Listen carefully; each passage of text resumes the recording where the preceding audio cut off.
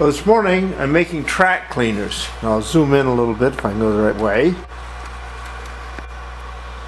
Basically, this is just going to slide in front of the wheels. There'll be 4 of them, 1 on each wheel, just to keep the sawdust off the tracks.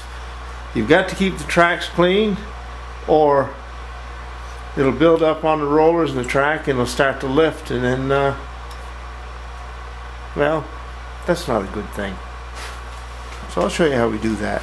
It's going to be different for each application. This is basically a theory on something you ought to do and how I did it.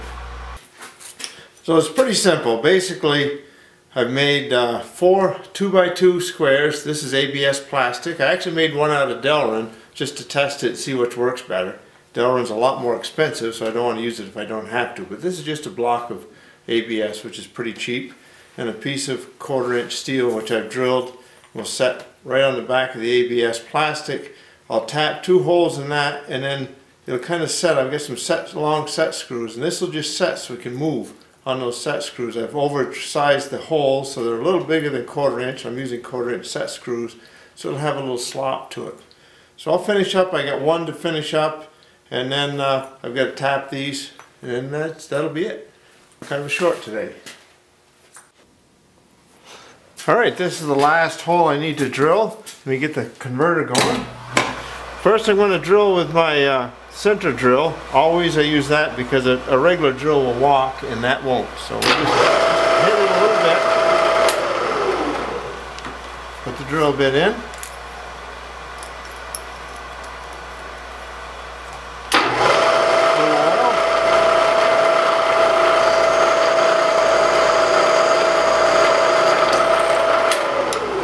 And now just going to tap out the plastic and we should be all set.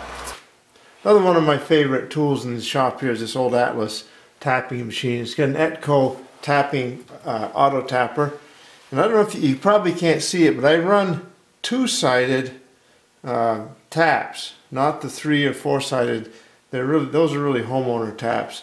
This one gives you plenty of room for the debris to get in here and without choking up. One of the problems with ABS is heat. You've got to really be conscious of heat or it'll just melt and bind up. So here we go. This is a pretty good thing.